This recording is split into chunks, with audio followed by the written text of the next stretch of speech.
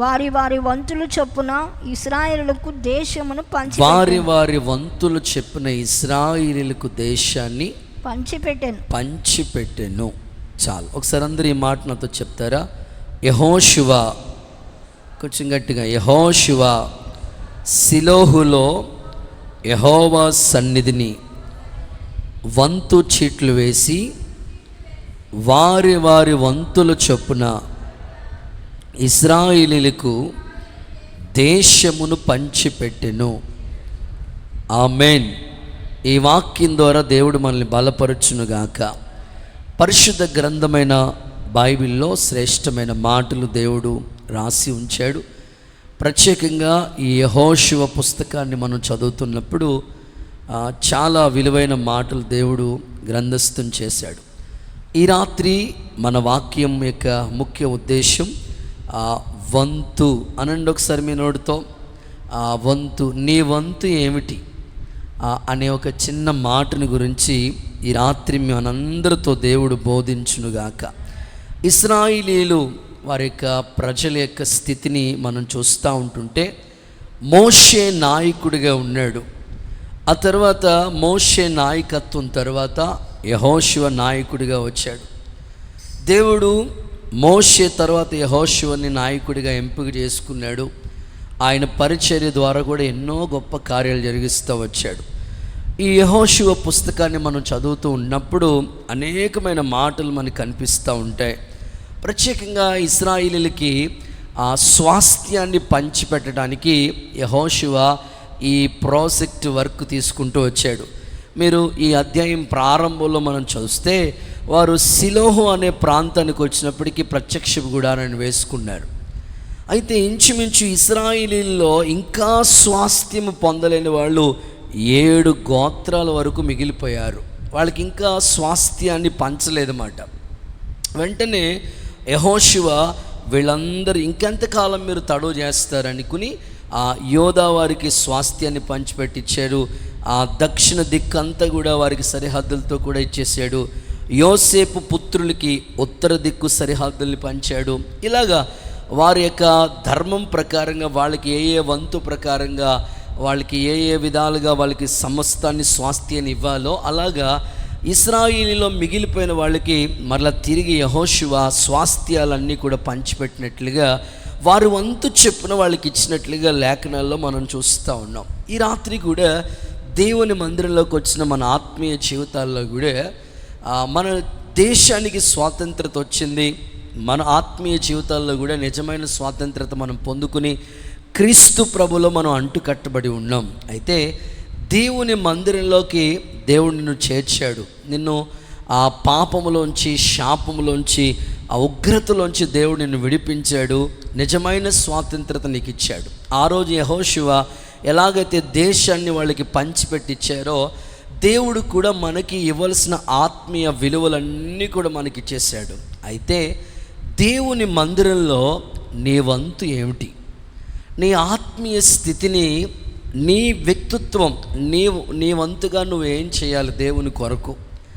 ఇలాగ కొన్ని ఆలోచన కలిగి దేవుని వాక్యాన్ని వింటే ఆత్మీయ విషయాలు ఈ రాత్రి దేవుడు సూటిగా తేటగా మనందరితో మాట్లాడి బలపరచునుగాక. కొంతమందిని మనం చూస్తూ ఉంటుంటే ఎలా కనబడుతూ ఉంటారంటే వాళ్ళు నిజంగా వాళ్ళని చూసినప్పుడు మనం ఇలా అనుకుంటాం, వీళ్ళు నిజంగా యథార్థవంతులండి, జెన్యున్ పర్సన్స్ అండి వీళ్ళని. కొంతమందిని గురించే మనం వాళ్ళకి ఆ యొక్క సర్టిఫికేట్ మనం ఇవ్వగలుగుతాం, అందరికీ ఇవ్వలేం. వీళ్ళు యథార్థవంతులు అని కొంతమందిని గురించి మనం చెప్తూ ఉంటాం.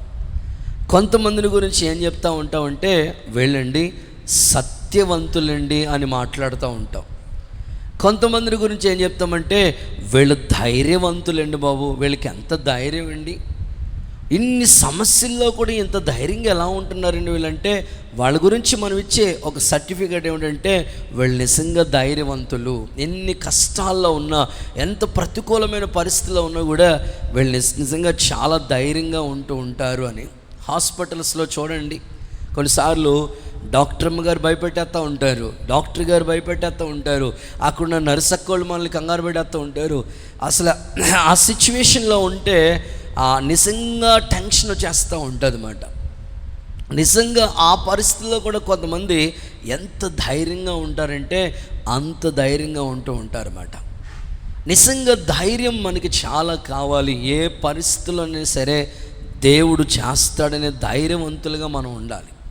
ఎందుకు అని చెప్పాలంటే బైబిల్ గ్రంథంలో మనం చూస్తే రెండవ మరణానికి, ఆ అగ్నికి ఆహుతైపోయే వాళ్ళ స్థితిని చూస్తే అందులో పిరికి వాళ్ళ లిస్ట్ ఒకటి ఉంది. రెండవ మరణం అగ్నిగుండంలోకి వెళ్ళిపోయే వాళ్ళ లిస్టులో ఒక పేరు ఏమిటంటే పిరికోళ్ళు అగ్నిగుండంలోకి వెళ్ళిపోతారట. అందుకని దేవుని బిడ్డలు ఎప్పుడు కూడా ధైర్యంగా ఉండాలి. ఏదైనా చేస్తాడు ప్రభు, స్వస్థత ఇస్తాడు, ఆరోగ్యం ఇస్తాడు, నాకు మాత్రం ధైర్యంగా ఉండాలి. అందుకే బైబిల్ ఇలా చెప్తుంది కదా, నీతిమంతులు సింహం వలె ధైర్యవంతులుగా నీవు ఉండాలి, సత్యవంతులుగా ఉండాలి, యథార్థవంతులుగా ఉండాలి. ఇలా చదువుకుంటూ వెళితే చాలా మాటలు ఉన్నాయి. ఒక చోట ఇలా రాస్తున్నది, వాళ్ళంట న్యాయవంతులుగా ఉన్నారంటే కొంతమంది. వాళ్ళ మాటలు, వాళ్ళ పద్ధతి, వాళ్ళ క్రియలు, వాళ్ళ పనులు అంతా న్యాయంగానే చేస్తున్నట్లుగా కనిపిస్తూ ఉంటారు. ఇంకొక కోణంలో కూడా మనం ఆలోచిస్తూ ఉంటుంటే వారిని గురించి బైబిల్ ఏమంటుందంటే వీళ్ళు జ్ఞానవంతులండి వీళ్ళు అని చెప్తుంటారు. నిజమే కదా. కొంతమంది కుటుంబాన్ని చక్కబెట్టుకునే జ్ఞానం ఎంత అద్భుతంగా ఉంటుందంటే, భర్త కుటుంబాన్ని గురించి ఏం పెద్దగా పట్టించుకోడు, కానీ భార్య ఎంతో జ్ఞానంగా తన కుటుంబాన్ని చూసుకుంటుంది, పిల్లల్ని చూసుకుంటుంది, తన ఇంటి వాళ్ళని చూసుకుంటుంది, బంధువులను చక్కబెట్టుకుంటుంది. అసలు ఎంత జ్ఞానం ఇచ్చాడో దేవుడు ఈమెకి అనుకుంటూ ఉంటాం. నిజమే, మనం జ్ఞానవంతులుగానే ఉండాలి, ధైర్యవంతులుగానే ఉండాలి. ఇంకా చెప్పుకోవాలంటే ఇలా చదువుకుంటూ వెళితే బైబిల్లో యోబుని గురించి చెప్పబడిన మాట ఏమిటంటే, ఆ యోబు సంగతి విన్న వాళ్ళందరూ కూడా యోబుని ఏమంటున్నారు తెలుసా? అదృష్టవంతుడు అని పిలుస్తున్నారంట. దారి వెళ్ళేవాళ్ళు కూడా, ఏంటి బాబు ఒకప్పుడు శ్రమలో ఉన్నాడు, ఎవరు పట్టించుకోలేదు, ఇప్పుడు రెండంతల ఆశీర్వాదం వచ్చిన తర్వాత వాళ్ళు అంటున్నారు, ఇదిగో నిజంగా ఈయన అదృష్టవంతుడండి అని మాట్లాడుతూ ఉన్నారు. ఈ రాత్రి నా యొక్క ఆలోచన ఏమిటంటే, మీ యొక్క వ్యక్తిత్వం ఇశ్రాయేలీలకి వాళ్ళకి వంతుల ప్రకారంగా సెపరేట్ చేసేసి స్వాస్థ్యాన్ని వాళ్ళకి ఇచ్చేశాడు యెహోషువ, పంచిపెట్టేశాడు. ఏ గోత్రానికి ఎవరికి ఏమి ఇవ్వాలో అన్నీ ఇచ్చేశాడు. మరి దేవుని మందిరానికి మనం వచ్చి వెళుతున్న మనలో కూడా కొన్ని వంతు ప్రకారంగా మన కార్యాలు మనం చేయవలసిన వారమై ఉన్నాం.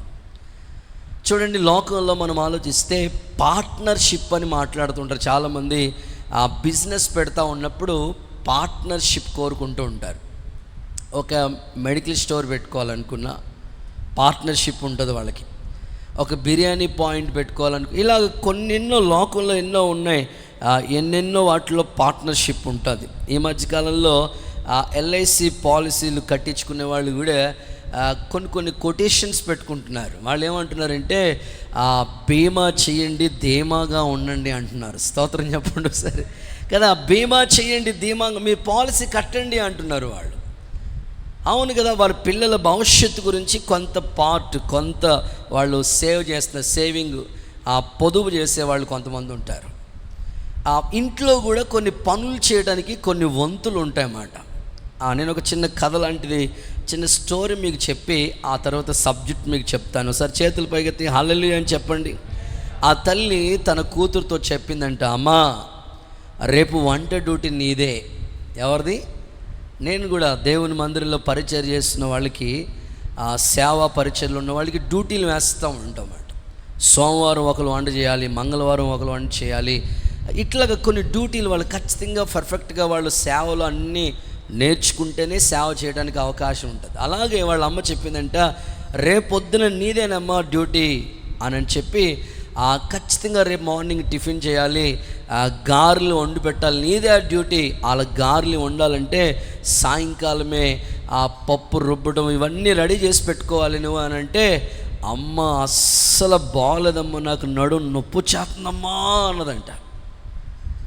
తర్వాత మరలా వాళ్ళ పాపని కనికరించి వాళ్ళ మమ్మీ, సర్లే అయితే నీకు నొప్పి వచ్చేస్తుంటే నేనే పప్పు రుబ్బుతానులే అని పాపం వాళ్ళమ్మే, ఎంతకైనా ప్రేమ ఉంటుంది కదా తల్లికి, పప్పు నానబెట్టి రుబ్బి అన్నీ రెడీ చేసింది. ఉదయకాలమే ఇప్పుడు స్టవ్ వెలిగించేటప్పుడు, ఇదిగో నువ్వు ఖచ్చితంగా ఇప్పుడైనా సరే, రాత్రి అంటే బాగాలేదన్నా, నడుము నొప్పి అన్నా, అది ఇది అని చెప్పో కహానీలు చాలా చెప్పావు, కానీ ఇప్పుడు నువ్వే టిఫిన్ చేయాలి, ఇదిగో స్టవ్ వెలిగించుకుని నువ్వే రెడీ చేసుకోవాలి, రేపొద్దున అత్తోరింటికి వెళ్తే అన్నీ నేర్చుకోవాలి కదా నువ్వు అని అంటే, అమ్మ అస్సలు బాగలేదమ్మా, నా వల్ల కాదమ్మా, నువ్వే చేసి పెట్టేయమ్మా అంటే, సర్లే కూతురు కదనుకుని వెంటనే ఆమె పాపం ఆయిల్ దగ్గర ఆ పొయ్యి దగ్గర చాలా కష్టపడి ఆ గారెలన్నీ రెడీ చేసిందంట. ఇప్పుడు వచ్చి చెప్పిందంట పాపతో, ఇదిగో సరే ఇది ఎక్కువగా ఆయిల్ ఉన్నాయి, కనీసం నువ్వు జాగ్రత్తగా ఆ పేపర్ తీసుకుని ఒత్తేసే అని అంటే, అస్సలు బాగాలేదమ్మా అన్నదంట. 8:30 అయిపోయింది, ఇక టిఫిన్ రెడీగా ఉండమాట. అమ్మ గారెలన్నీ రెడీగా ఉన్న, తింటానికి రా. నన్నేనా మమ్మీ? నిన్నే మరి. వెంటనే ఫాస్ట్గా వచ్చేసి అన్నీ కంప్లీట్ చేసేసిందంట. స్తోత్రం చెప్పండి ఒకసారి. పని చేయడానికి రమ్మంటే రాలేదు. చాలామంది జీవితాల్లో మీరు చూడండి, వాళ్ళ వంతు ఏంటో వాళ్ళు గుర్తించరు. దేవుని మందిరంలో నీ వంతు ఒకటి ఉంది.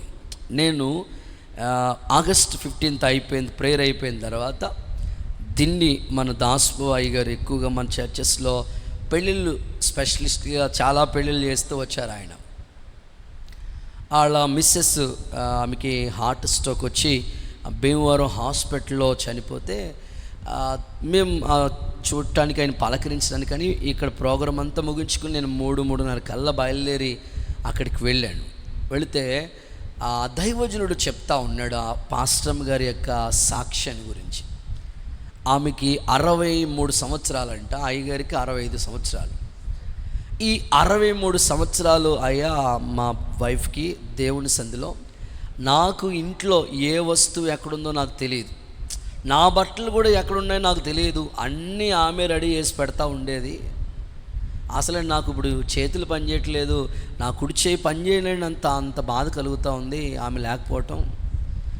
నేను బయట ప్రోగ్రాం అంతా చూసుకుంటూ ఉండేవాడిని, పెళ్ళిళ్ళు, ఫంక్షన్లు, మీటింగ్లు, ఆ స్వార్థ కూటాలు అన్నిటికీ వెళ్తూ ఉండేవాడిని. ఆమె సంఘ కార్యక్రమాలన్నీ చక్కపడతా ఉండేది. సో సడన్గా ఆమె ఆ మహిమలోకి వెళ్ళిపోవటం, నిజంగా నాకు చేతులు ఏం పనిచేయట్లేదు బాబు అని అన్నాడు పెద్ద ఆయన. నిజమే కదా, ఆ చేసేవాళ్ళు అన్నీ చక్క పెట్టేవాళ్ళు అన్నీ ఒకసారి సడన్గా మిస్ అయినప్పుడు అనిపిస్తూ ఉంటుంది, అయ్యో ఇంత భారాలు భరించేవాళ్ళు, ఇంత బాధ్యత చూసుకునేవాళ్ళు నిత్య మహిమలోకి వెళ్ళిపోయినప్పుడు. నిజంగా అక్కడ సంఘ పరిచర్యని గురించి దైవజనులు చెప్పారు, అన్నీ ఆమె చూసుకుంటూ ఉండేదయ్యా అని. నిజమే కదా, సంఘం అన్న తర్వాత మనకి కొన్ని వంతులను, మనకు కొన్ని బాధ్యతలు ఉన్నాయి సంఘంలో. దావీదు ఏమంటాడు తెలుసా, నేను దేవుని మందిరంలో పచ్చని ఒలీవ చెట్టు వలె ఉన్నాను. చెట్టుని మీరు చూడండి, చెట్టు వల్ల ఎన్ని ఉపయోగాలు ఉన్నాయండి. అసలు చెట్టు నీడనిస్తుంది, చెట్టు ఫలాలు ఇస్తుంది, చెట్టు అది బ్రతికినా చనిపోయినా కూడా దాని యొక్క కలప ఉపయోగకరంగానే ఉంటుంది. విశ్వాసులమైన మనం కూడా మన వంతు ఒకటి ఉంది, దేవుని మందిరంలో మన వంతు ఒకటి ఉంది.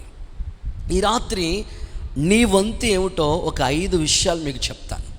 ఒక క్రైస్తవుడిగా దేవుని మందిరంలో నీ వంతు ఏమిటో అని అంటే ఒక 5 మాటలు మీకు చెప్తాను.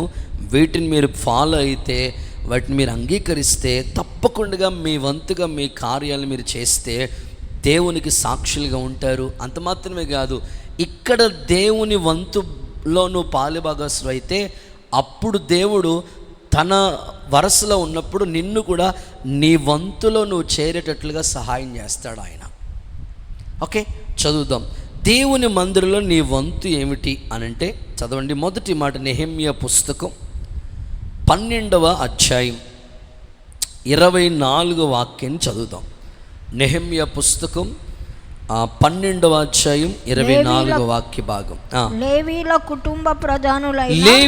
కుటుంబాల ప్రధానులైన అసబ్యాయు, షేరాబ్యాయు, కద్మియేలు కుమారుడైన యేషువాయును వారికి ఎదురు వరుసలో పాడు తమ బంధువులతో కూడా దైవజనుడైన దావీదు యొక్క ఆజ్ఞను బట్టి స్తుతి పాటలు పాడటానికి వంతులు చొప్పున నిర్ణయించబడిరి. చాలు, అందరూ ఒకసారి ఆమేన్ చెప్పండి. సో మొదటి మాట పాటలు పాడే వంతు అనండి ఒకసారి మీ నోటితో. మీ పక్క వాళ్ళకి షేక్ అండి, చెప్పండి పాటలు పాడే వంతు అనండి. సో దేవుని మందిరంలో నీ బాధ్యతది, నీ వంతు పాటలు పాడే విషయంలో నీకు ఒక వంతు ఉంది. కొంతమంది ఏమనుకుంటారంటే ఆ క్వైరోళ్ళే పాడాలేమో, లేకపోతే నియమించబడిన టీమే వాళ్ళే పాడాలి, ఎప్పుడు వాళ్ళే మైక్ తీసుకోలేము, వాళ్ళే పాడలేమో. అట్లా ఏం లేదు.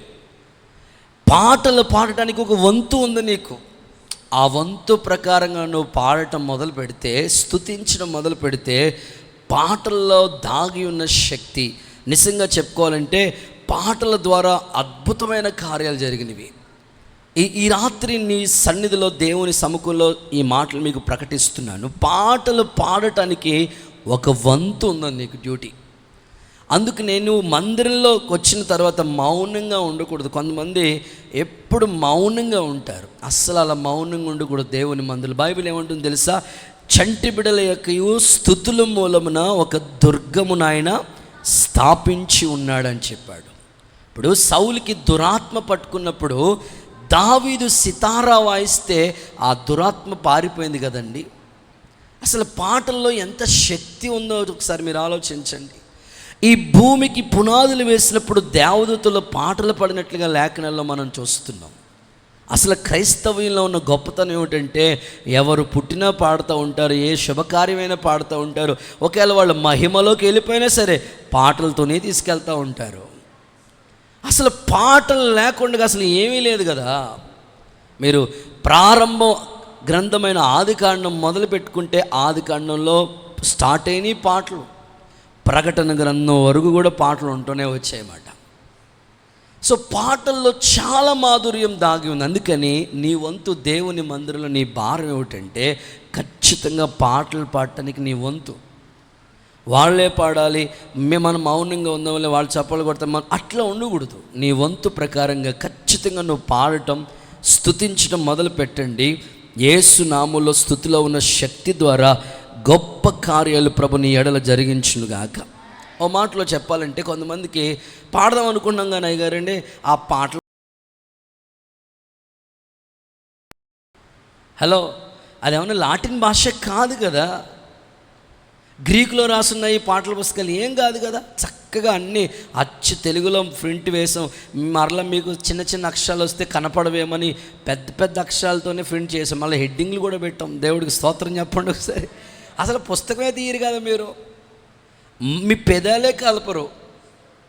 ఈరోజు దేవుడు అందుకే మీతో మాట్లాడుతున్నాడు. ఖచ్చితంగా మీ నోట స్తుతి వినబడాలి. రోజుకంటే మనిషి 10,000 మాటలు మాట్లాడతాడంట. హలో, ఎన్ని వేలు? 10,000 మాటలు మాట్లాడినప్పుడు కనీసం 2 పాటలు పాడితే ఏమైపోతాను? 10,000 మాటలు. ఫోన్, కొంతమంది ఫోన్ పట్టుకున్నారంటే ఆడబడుసు, అత్తగారు, మామయ్య గారు, ఇంకా రిలేషన్షిప్, సంఘస్థులు మొత్తం సాయంకాలం వరకు అలా మాట్లాడుతూనే ఉంటారు. అసలు నేనంటున్న 2 పాటలు పాడుకొని వచ్చిన ప్రార్థన చేసుకుని ఎంత బాగుంటుంది అసలు కుటుంబంలో.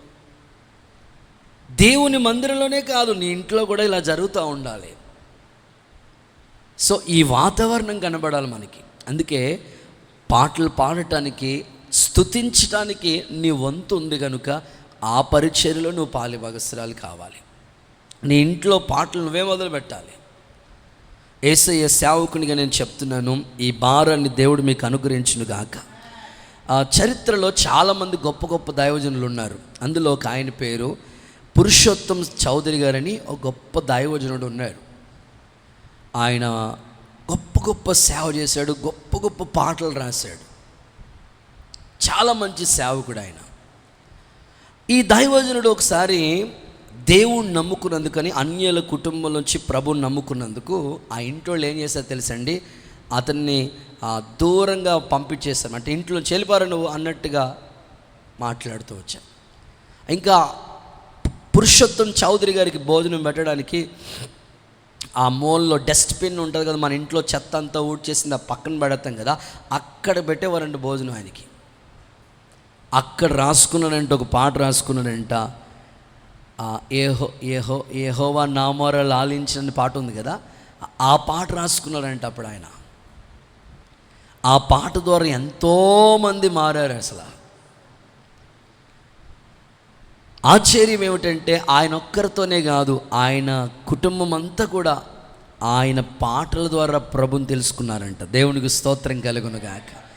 నా ప్రార్థన, నా ఆశ ఒకటే, మీ అందరికీ పాటలు రావాలి. ఎవరో ఒకరు పాడుకోవడం కాదు. అసలు షమ్మ అంటేనే స్తుతి, ఆరాధన. దేవునికి స్తోత్రం చెప్పండి గట్టిగా. కాబట్టి మీరు పాటలు పాడటానికి మీ వంతు ఉంది. ఆ వంతుని మీరు, ఆ టాలెంట్ని మీరు మరలా తలాంతుని తీసుకెళ్ళి భూమిలో పాతి పెట్టకూడదు. మీకు వచ్చిన రాపోయిన ప్రయత్నం చేస్తే ఈజీగా వచ్చేస్తాయి. పెద్ద పెద్ద రాగాలు ఏమి లేవు, అన్నీ ఈజీ పాటలే. ఇప్పుడు మనం పాడుతున్న పాటలన్నీ చాలా సింపుల్, పెద్ద రాగాలు ఏం పెట్టలేదు అందులో. ఇంకా చాలా సంగీతంలో చాలా రాగాలు ఉన్నాయి. ఆ రాగాలన్నీ సింపుల్ రాగాలే వాడుతూ వచ్చారు. కనుక ఈ రాత్రి నా ఆశ, నా అభిలాష, మీ అందరి హృదయంలో మీ వంతు చక్కగా పాటలు పాడటానికి సిద్ధపడండి. యేసు నామములో కృప మీకు అనుగ్రహించబడునుగాక. బైబిల్లో ఒక రిఫరెన్స్ చెప్తాను చూడండి. దినవృత్తాంతాల 2వ పుస్తకం 20వ అధ్యాయం 22వ వాక్యం చూడండి. దినవృత్తాంతాల 2వ పుస్తకం 20వ అధ్యాయం 22వ వాక్యం. వారు పాడుటకు స్తుతించుటకు మొదలు పెట్టగా యెహోవా యూదా వారి మీదకు వచ్చిన అమ్మోనీయుల మీదను మోయాబీల మీదను సేయీరు అన్యవాసుల మీదను మాటుకాండ్రను పెట్టెను కనుక వారు హతులైరి. చూడండి, సందర్భం మీకు తెలుసు కదా. యెహోషాపాతు యుద్ధం ఎలా చేశారంటే కత్తులతో కాదు, సింగింగ్ టీం, పాటలు పాడే వాళ్ళందరినీ నిలబెట్టి పాడండి మీరు అన్నారు. ఎప్పుడైతే యెహోషాపాతు వాళ్ళ టీంతో పాడటానికి స్తుతించడం మొదలు పెట్టారో, వచ్చిన శత్రువులు వాళ్ళు పొడుచుకుని చచ్చిపోయినట్లుగా అద్భుతమైన ఆత్మకార్యం దేవుడు అక్కడ చేశాడు. నేనంటాను, యుద్ధం యెహోవాదే అనండి ఒకసారి మీ నోటితో. మీ ఇంట్లో ఎన్ని సమస్యలు ఉన్నా, మీరు ఎక్కువగా మీకు శ్రమ కలుగుతున్నప్పుడు, శోధన వచ్చినప్పుడు ఏం చేయాలంటే పాటలు పాడుతూ ఉండాలి. పౌలు శీలను తీసుకెళ్ళి కాళ్ళన్నీ కూడా బొండాలు చుట్టేశారండి. కాళ్ళు బొండాలు చుట్టేశారు, చేతులు బొండాలు చుట్టేశారు. కాళ్ళు చేతులు కట్టేసినప్పుడు మనకేమొస్తుంది? సనుగుతూ ఉంటాం. నాకే రావాలి ఈ బాధ, నన్నే తీసుకెళ్ళాలా, ఇలా సనుగుతూ ఉంటారు. స్తుతి రాదప్పుడు. కానీ ఆ అర్ధరాత్రి వేళ కూడా వాళ్ళు స్తుతించడం మొదలు పెట్టారంటే, అందుకే కదా చెరసాల పునాదులు కదిలివి. నీ ఇంట్లో సమస్యలు ఉన్నాయంటే స్తుతి అనే ప్రాకారం నీ ఇంట్లో ఉండాలి. స్తుతి ద్వారానే ఎలాంటి కార్యమైన ప్రభు చేస్తాడు. నాకు నా రూమ్లో, నేను పరంజ్యోతి స్కూల్ దగ్గర ఉన్నప్పటి నుంచి కూడా కొద్దిసేపు వాక్యం చదువుకుని మెసేజ్ రాసుకుని అలా నేను ఒంటరిగా అలా పాడుకుంటూ ఉంటాను అనమాట. సో కారులో వెళుతున్నా అలా పాడుతూ ఉంటాను, బైక్ మీద వెళ్తున్నా పాడుకుంటాను. ఇట్లాగా ఆ స్తుతి పరిస్థితులన్నింటినీ కూడా మార్చేస్తూ ఉంటుంది అన్నమాట. అందుకే ఈ రాత్రి మీ కుటుంబంలో ఏ సమస్య ఉన్నా పాటలు పాడటానికి నీ వంతు ఉంది. ఖచ్చితంగా నువ్వు ఆ పాటలు పాడడానికి సిద్ధపడాలి. చాలామంది పాటలన్నీ అయిపోయిన తర్వాత ఆరాధనకు వచ్చినప్పుడు చూడండి, ఆదివారమే కానీ మిగతా కార్యక్రమాలు కానీ పాటలన్నీ అయిపోయిన తర్వాత, ఆరాధన అంతా అయిపోయిన తర్వాత గెస్ట్ లాగా అలాగా వచ్చి వాక్యం వింటూ ఉంటారు. నేనంటాను, పాటల్లో ఉన్న ఆ శక్తి మిస్ అయిపోతూ ఉంటారు మీరు. ఆత్మీయ విషయాల్లో పాటల్లో చాలా శక్తి ఉందండి. వచ్చిన సందర్భం మీకు చెప్తాను. ఒకసారి అందరూ హల్లెలూయా చెప్పండి. యేసయ్య అన్నాడు కదా, నీ భారం యెహోవా మీద మోపు, అప్పుడు ఆయన నిన్ను ఆదుకుంటాడు. నువ్వు పాటలు పాడుతూ ఆ భారాన్ని ప్రభు మీద మోపు అంటే ఆయన నిన్ను ఆదుకుంటాడు. ఒక తల్లి ఉందండి, 2 బిడ్డలు ఉన్నారు. ఈ చేతితో ఒకరిని ఎత్తుకుంది, ఈ చేతితో ఒకరిని ఎత్తుకుంది. ఎంతసేపు అని ఎత్తుకుంటుందండి?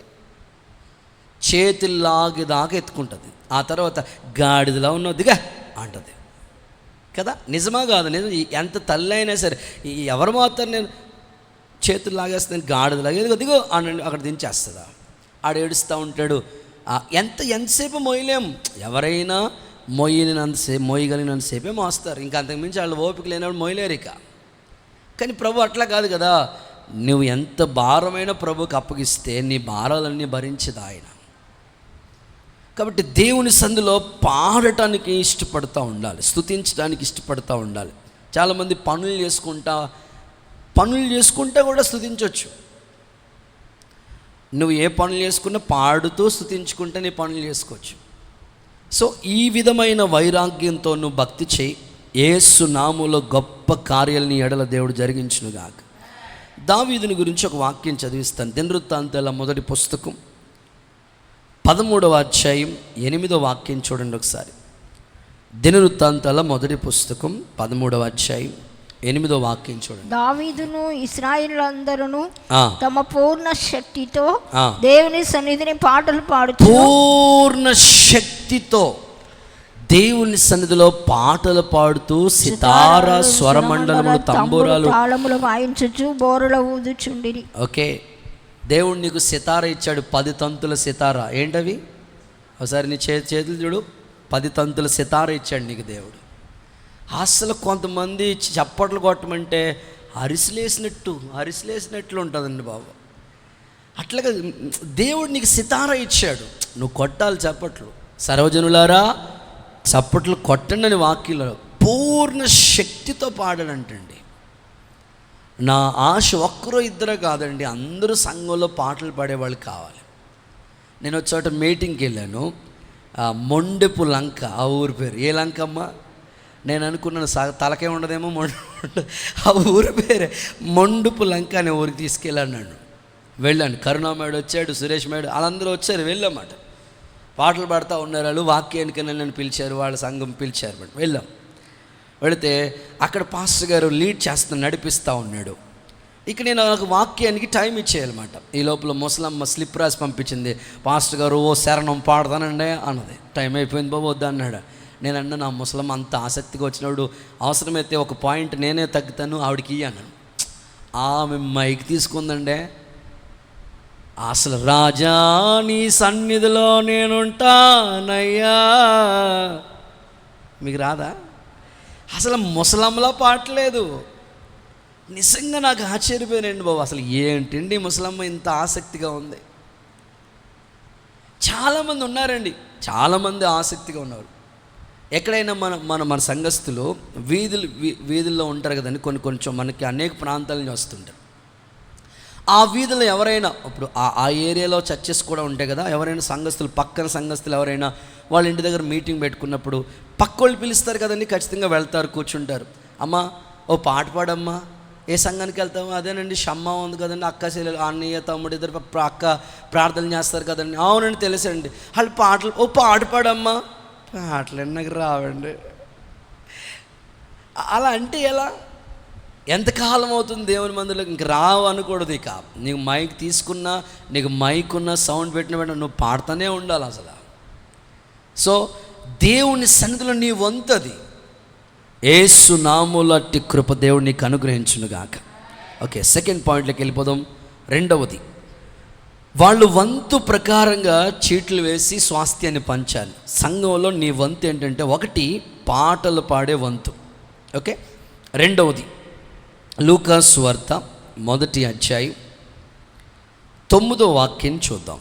లూకా సువార్త 1వ అధ్యాయం 9వ వాక్యం చూద్దాం. యాజక మర్యాద చొప్పున ప్రభు ఆలయంలోకి వెళ్ళి ధూపం వేయుటకు అతనికి వంతు వచ్చెను. చాలు, వంతు వచ్చెను. జకరియా నీ వంతు ఏంటయ్యా? ధూపం వేసే వంతు, అంటే ప్రార్థన చేసే వంతు మాట. మన మందిరంలో దేవుడు మనకు ఒక వంతు ఇచ్చాడు, ఒక భాగాన్ని ఇచ్చాడు, ఒక పార్ట్నర్షిప్ ఇచ్చాడు దేవుడు నీకు. ఎందులో అంటే నువ్వు ప్రార్థన చేసే వారిలో నీ వంతు ఉంది. ఇక్కడ జకరియా, ఎలిజబెత్ భార్యాభర్తలు ఇద్దరు మంచి ఫ్యామిలీ, వైఫ్ అండ్ హస్బెండ్, చక్కని భక్తి మార్గాలు నడుస్తున్నారు. అక్కడ రాసిన మాట చూస్తే వంతు ప్రకారంగా వాళ్ళు వెళ్ళి ధూపం వేస్తూ ఉన్నారంట. అందుకే ఆయన ప్రార్థన చేస్తుండగానే దేవదూత దిగొచ్చి, జకరియా భయపడకు, నీ ప్రార్థన వినబడింది, ఖచ్చితంగా నీ భార్య గర్భం దేవుడు తెడుస్తాడు, చక్కని 12 బిడ్డనిస్తాడు నీకు. ఆ ప్రార్థనకి సమాధానం వచ్చేసింది. నేనంటానండి, ఈ 40 రోజులు చేసిన ప్రార్థనలు ప్రతిఫలము ఒకవేళ వెంటనే నీకు కనబడకపోవచ్చు. ఇప్పుడు విత్తనం వేసిన వెంటనే చెట్టు వెంటనే ఎదిగిపోదు. కానీ ఈ ప్రార్థనల ఫలితం నువ్వు రాబోతున్న కాలంలో ఖచ్చితంగా సాక్ష్యం చెప్తావు. దేవునికి స్తోత్రం చెప్పండి ఒకసారి. 40 రోజులు సంఘం చేసిన ఆ పవర్ అంత శక్తివంతమైందంటే అంత శక్తివంతమైంది ప్రార్థన. సంఘ ప్రార్థన చాలా గొప్పదండి. ఈ రాత్రి నేను అదే ఆశపడుతున్నాను. సంఘంలో నువ్వు ఎలా ఉండాలంటే, నీ వంతు ఎవరో నీ పేరు పెట్టి ప్రార్థన చేయి అనకుండానే ప్రార్థన చెయ్యండి అని మోకరించమన్న వెంటనే నేను నోటంపడ ఆ ప్రార్థన వచ్చేస్తూ ఉండాలన్నమాట. ఆ వంతుగా ప్రకారంగా మనం ప్రార్థన చేస్తూ ఉంటుంటే దేవుడు తన కార్యాలు మన ఎడల కూడా జరిగిస్తూ ఉంటాడు. జకరియా ప్రార్థన దేవుని సన్నిధికి చేరింది, ప్రతిఫలం అనుగ్రహించబడింది. నీ ప్రార్థన కూడా దేవుని సన్నిధికి చేరుతుంది, దేవుడు నీకు ప్రతిఫలం అనుగ్రహించును గాక. బైబిల్లో చూస్తే ప్రార్థన చేసే వారిలో ఎవరున్నాడు చెప్పండి? సమూయేలు ఉన్నాడు.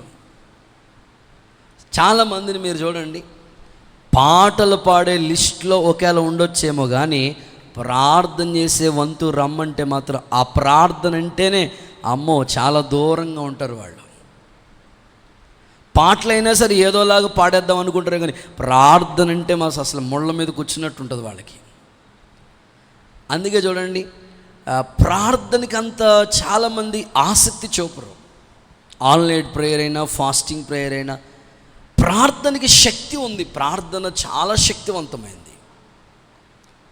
ఈ రాత్రి అదే నేను మీకు జ్ఞాపకం చేస్తున్నాను, ప్రార్థించే వంతులో నువ్వు ఉండాలి. సమూయేలు ప్రార్థన చేసే వాళ్ళలో ఆ లిస్టులో ఆయన పేరుంది. చూద్దామా, ఆ మాట చదువుదాం ఒకసారి. యెహోవా నామాన్ని బట్టి ప్రార్థన చేసే వారిలో సమూయేలు ఉండెను. 99వ కీర్తన 6వ వాక్యం. 99వ కీర్తన 6వ వాక్యం. ఆయన యాజకుల్లో మోషే ఆరోనులు ఉండిరి, ఆయన నామమును బట్టి ప్రార్థన చేసే వారిలో సమూయేలు ఉండెను. వారు యెహోవాకు మొర్రపెట్టగా ఆయన వారికి ఉత్తరం ఇచ్చాను. దేవునికి స్తోత్రం కలుగునుగాక. గట్టిగా చెప్పండి ఆమేన్. ఖచ్చితంగా సమూయేలు వంటి ప్రార్థన ఆత్మ నీకు ఉండాలి. ప్రార్థన చేసే వాళ్ళ లిస్టులో సమూయేలు పేరుంది. అలాగని నువ్వు కూడా సంఘంలో ప్రార్థన పరుడిగా ఉండాలనేదే నా ఆశ, నా అభిలాష. ప్రార్థన ఎలాంటి పరిస్థితులైనా మార్చేస్తుందండి. కొన్నిసార్లు మనం ఏమనుకుంటామంటే, నా ప్రార్థన దేవుడు వింటలేదేమో అండి, ఒకరోజు చేస్తాం, 2 రోజులు చేస్తాం, ఇంక ప్రార్థన వింటలేదేమండి అని ప్రార్థన మానేస్తూ ఉంటారు కొంతమంది. ఇప్పుడు నీకు హెల్త్ బాగాలేదు, హాస్పిటల్కి వెళ్ళావు, డాక్టర్ గారు ట్యాబ్లెట్లు ఇచ్చాడు. ఇచ్చిన తర్వాత 2 రోజులు వాడిన తర్వాత తగ్గలేదండి అని నేను ట్యాబ్లెట్లు వేసుకోనంటే డాక్టర్ గారి దగ్గరికి వెళ్ళామనుకో, డాక్టర్ గారు ఏమంటారంటే కోర్సు వాడాలమ్మా అని చెప్తాడు. స్తోత్రం చెప్పండి సార్. కోర్సు అవ్వాలమ్మా, అప్పుడు కానీ తగ్గదు అంటాడు. ప్రార్థన కూడా అంతే. ఒకసారి చేసి 2 రోజులు 2 సార్లు చేసి ఆపేస్తే ఎట్లా? కోర్స్ కంప్లీట్ అవ్వాలి కదా. విసుకక ప్రార్థన చేయండి అన్నాడు దేవుడు. అంటే విసుగుపోకూడదు ప్రార్థనలో. అనుకున్నది సాధించేంత వరకు మనం అలా అడగతానే ఉండాలి దేవుని దగ్గర.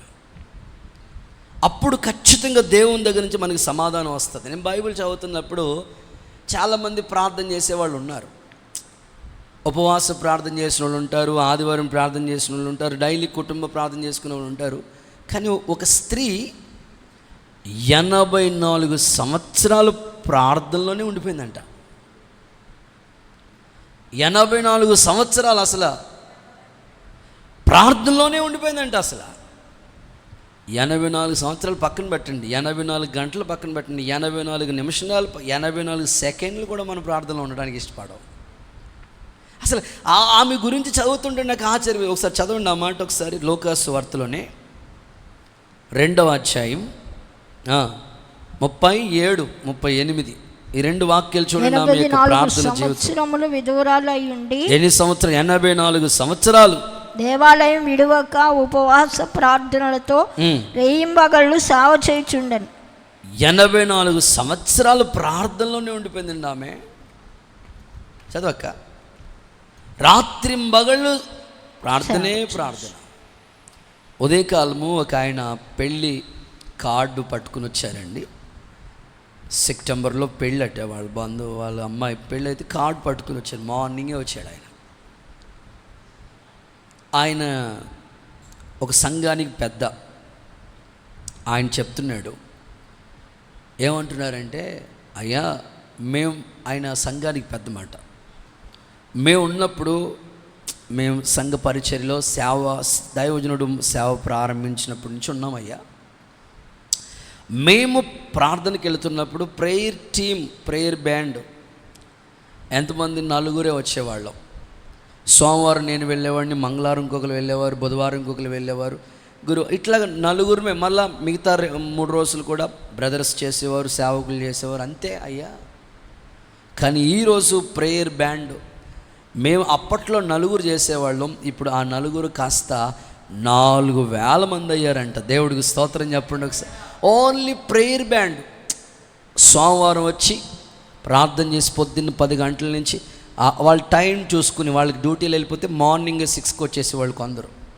3 గంటల వరకు అలాగే మందిరంలో 7 గంటలు అలా ప్రార్థన జరుగుతూనే ఉండండి. అప్పుడు చెప్పేవారంటే, పెద్ద భాషగా చెప్పేవారంట, అరే బాబు, నేను ఇప్పుడు చేస్తున్న సేవ మీకు కనపడకపోవచ్చు, నేను ఒక్కడనే ప్రయాసపడుతున్నాను, నేను ఒక్కడనే ప్రార్థన చేసుకున్నాను.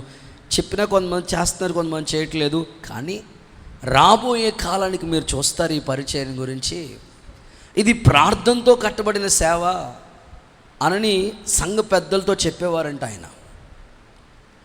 అదే చెప్తున్నాడు ఆయన కార్డు ఇవ్వటానికి వచ్చి, అన్న నిజంగా మేమున్నప్పుడు అసలు చిన్న సేవ అది, దేవుడు ఎలాగా ఎస్టాబ్లిషన్ చేశాడంటే ఇప్పుడు ప్రేయర్ టీం వచ్చి ప్రతిరోజు, ఆదివారం ఆరాధనకి కాదు, ఓన్లీ మండే ఒక టీం, ట్యూస్డే వెడ్నెస్డే, ఇట్లా ప్రతిరోజు ప్రేయర్ బ్యాండ్ వచ్చి ప్రార్థన చేసి వెళ్తారంట. అందువల్ల ఆ ప్రార్థన శక్తిని బట్టి వారి సంఘంలో కార్యాలు ప్రభు జరిగిస్తూ ఉన్నాడు. ఈ రాత్రి ఇలాంటి తల్లులు సంఘానికి కావాలి. 84 సంవత్సరాలు దేవాలయాన్ని విడిచిపెట్టకుండా మందిరంలో ఉందంటే, నేను కూడా మీ నుంచి కోరుకుంటుంది ఏమిటంటే, కొంతమంది దేవుని మందిరంలోకి వచ్చి ప్రార్థన చేసేవాళ్ళు కావాలి. ఆ ప్రార్థన శక్తి మీ కుటుంబాల్లో కార్యాలు చేస్తుంది, సంఘంలో అద్భుత కార్యాలు చేస్తుంది. యేసయ్య సేవకుడిగా నేను అభిలాషిస్తున్నాను, కోరుకుంటున్నాను. అలాంటి ప్రార్థన పరులను దేవుడు మన సంఘానికి దయచేయునుగాక. ఒకసారి అందరూ ఆమేనని చెప్పండి. ప్రార్థన చేసే వాళ్ళకి సన్మానాలు ఏమి ఉండవు. హల్లెలూయా చెప్పండి ఒకసారి, చేతులు ఎత్తి చెప్పండి ఒకసారి. పాటలు పాడేవాళ్ళు బాగా పాటలు పాడారని స్టేజ్ మీద పిలిచి వాళ్ళకి గిఫ్టో అవార్డో ఇస్తారు. కీబోర్డ్ బాగా వాయించిన వాళ్ళకి సూపర్గా వాయిస్తున్నాడు అన్న అనుకుని మెచ్చుకుంటారు. లైవ్ అసలు సూపర్గా ఆపరేట్ చేస్తున్నారా, కెమెరామ్యాన్ సూపర్గా, అన్నీ మెచ్చుకుంటారు. ప్రార్థన చేసుకున్న వాళ్ళని ఎవరు మెచ్చుకోరు. కానీ ఎవరు మెచ్చుకోకపోయినా ప్రభు మెచ్చుకుంటాడు. సార్ ఆమెను చెప్పండి. ఎవరికి కనబడకపోవచ్చు కానీ ప్రభు మెచ్చుకుంటాడు. దేవుని దగ్గర నుంచి నీకు బహుమానం ఉంటుంది. నేను చెప్పాను కొంతమందికి, టీం మీరు ఈరోజు వచ్చి ప్రార్థన చేసి వెళ్ళిపోండి అంటే, వాళ్ళ పరిస్థితిని బట్టి వచ్చి చేసి వెళ్తూ ఉండేవారు. ఒక తల్లిని నేను చూశాను, కోవిడ్లో కూడా, కరోనా టైంలో కూడా గేట్ల దగ్గరికి వచ్చేసి అలాగే మాస్క్ పెట్టుకుని వచ్చి అలాగే కంటిన్యూగా చేస్తూ వచ్చేది. నిజంగా ప్రభు జ్ఞాపకం చేసుకుంటాడు అలాంటి వాళ్ళని. మీ ఆత్మీయ జీవితంలో ఎవరు మీకు గిఫ్ట్ ఇవ్వక్కర్లేదు, ఎవరు మీకు బహుమానం ఇవ్వక్కర్లేదు, ఎవరు మెచ్చుకోగలరు. ప్రభు మెచ్చుకోవాలంటే ఖచ్చితంగా ప్రార్థన టీంలో నువ్వు ఉండాలి. ప్రార్థన శక్తివంతమైంది, కార్యాలు కూడా జరిగిస్తుంది. ఒక మాట మీకు అందరికీ అర్థమవడానికి ఒక మాట చెప్పడానికి ఇష్టపడుతున్నాను. ఒకసారి అందరూ హల్లెలూయా అని చెప్పండి. ఆ మాట ఏమిటంటే, ఇప్పుడు ఫ్లైట్ని కనుగొన్న వాళ్ళు కావచ్చు, లైట్ని కనుగొన్న వాళ్ళు కావచ్చు. లైట్ని ఎవరు కనుగొన్నారు? ఫ్లైట్ని రైట్ బ్రదర్స్. వాళ్ళ ఆ వస్తువుల్ని లేకపోతే ఆ యొక్క వాటిని కనుగోవడానికి వాళ్ళ ఇంటోళ్ళు ఎలాంటి వాళ్ళు తెలుసండి? మంచి ప్రార్థన పరులు వాళ్ళు. నేనంటాను, ఈ రోజుల్లో చాలామంది ఏమంటారంటే, నీకు వాట్సాప్ ఉందా, ఫేస్బుక్ ఉందా, ఉన్నదా, డౌన్లోడ్ అప్లోడ్ అన్నీ ఉన్నాయి, అన్నీ ఉన్నాయి. నీ ప్రార్థన ఉందా? ప్రార్థన అంటే 0 అకౌంటే. దేవునితో గడపడానికి ఎందుకో చాలామందికి ఆసక్తి రావట్లేదు. నేను ఆశిస్తున్నాను, నేను కోరుకుంటున్నాను, తప్పకుండా మీలో అనేకులు ప్రార్థించే వంతులో ఆ లిస్టులో ఉండాలి. యేసు నామములో అట్టి కృప మీకు అనుగ్రహించబడును గాక. కొంచెం గట్టిగా చెప్పండి ఆమేన్. 141వ కీర్తన రెండో వాక్యం చూడండి ఒకసారి, 141:2. నా ప్రార్థన ధూపం వలెను, నేను చేతులెత్తుట సాయంకాల నైవేద్యం వలెను నీ దృష్టికి అంగీకారములగునుగాక. ఒకసారి అందరూ హల్లెలూయా అని చెప్పండి. ఖచ్చితంగానండి. నా ప్రార్థన ధూపం వలె సాయంకాల నైవేద్యం వలె నీ సన్నిధికి చేరునుగాక. ఈ 40 days ప్రేయర్స్ యొక్క రిజల్ట్ తమ్ముడు చెప్తున్నాడు నాకు, అన్న మధ్యాహ్నం 3 అయితే అలవాటు అయిపోయింది, ఇంకేం తినకూడదు అలా అలవాటు అయిపోయింది కదా. ఇప్పుడు ఆల్రెడీ ఆగస్టు 15తో మనకు ప్రేయర్స్ అయిపోయింది కదా. సాయంకాలం 6 అయినా 7 అయినా 8 అయినా ఇంకేం తినట్లేదంటే అలవాటు అయిపోయింది. ఆ ఫాస్టింగ్ అలవాటు అయిపోయింది, ప్రార్థన కూడా అలవాటు అయిపోయింది. అయ్యో వెళ్ళిపోవాలి ప్రార్థనకి, టైం అయిపోయింది, ఆ ప్రార్థన ఈ టైంకి స్టార్ట్ అయిపోయింది, ఇట్లాగమాట. మన ఆత్మీయ జీవితంలో ఆ అలవాటు ఉండాలి మనకి. యేసయ్య ప్రార్థన జీవితం చూడండి ఒకసారి, మార్కు సువార్త అనుకుంటా 1:35 చూడండి ఒకసారి. మార్కు సువార్త ప్రభు యొక్క ప్రార్థన శక్తిని గురించి మాట్లాడుతూ ఉంటే 1:35 మార్కు సువార్త 1:35. ఇంకను చాలా చీకటి ఆయన పెందల కాడే లేచి ఇంకా చాలా చీకటి ఉండగానే బయలుదేరి అరణ్య ప్రదేశానికి వెళ్ళి అక్కడ ప్రార్థన చేయుచు ఉండి, ఇంకా చాలా చీకటి ఉండగానే ఆయన ప్రార్థన లైఫ్ అది. మొన్నే నేను ఒక పెద్ద ఆయనతో మాట్లాడుతుంటుంటే ఆయన అనుభవాల గురించి చెప్తున్నారు. ఏమన్నారంటే, బ్రదర్ మేము పరిచర్యలో ఉన్నప్పుడు మా పెద్ద పాస్టర్ గారు ఉదయకాలం 4 గంటల స్తోత్ర ప్రార్థనకి లేవాలంట పిల్లలు. ఒకేలా ఆ ప్రార్థనకి ఆ రోజు వాళ్ళు ఆబ్సెంట్ అయితే ఆ రోజంతా భోజనం ఉండదంట. స్తోత్రం చెప్పండి ఒకసారి. అది పనిష్మెంట్ అంట. నేను నా దగ్గర ఉన్న పిల్లలకి రేపటి నుంచి అదే పనిష్మెంట్ అనుకుంటున్నాను. అంటే అంత స్ట్రిక్ట్గా ఉండేదంట ఆయన. అందుకనే ఆయన దగ్గర ఎదిగిన వాళ్ళందరూ కూడా అలా ఉన్నారు. ప్రేయర్ లైఫ్ ఖచ్చితంగా మన దేవుడుతో గడిపితేనే కదండి మనకి ఆత్మీయత, ఆశీర్వాదం, దీవెనలు ఇచ్చేది. దేవుని మందిరంలో నీ వంతుగా నువ్వు 1 గంట సేపు అయిన మందిరంలోకి వచ్చి ప్రార్థన చేయటానికి నిర్ణయం చేసుకో. ప్రభు నీకు సహాయము చేయనుగాక. ఇక 3వ మాటలోకి వెళ్ళిపోతున్నాను. 3వది నీ వంతు ఏంటి దేవుని మందిరంలో అంటే, కొరింథీయులకు రాసిన మొదటి పత్రిక 14వ అధ్యాయం 27వ వాక్యం చదువుదాం. మొదటి కొరింథీయులకు రాసిన పత్రిక 14వ అధ్యాయం 27వ వాక్య భాగం. భాషతో ఎవడైనా మాట్లాడితే 2 అవసరమైన ఎడల 3కి మెంచకుండా వంతుల చెప్పున మాట్లాడవలెను. చాలు. ఒకసారి అందరూ హల్లెలూయా అని చెప్పండి ఒకసారి. సో 3వదిగా భాషలతో మాట్లాడే వంతు.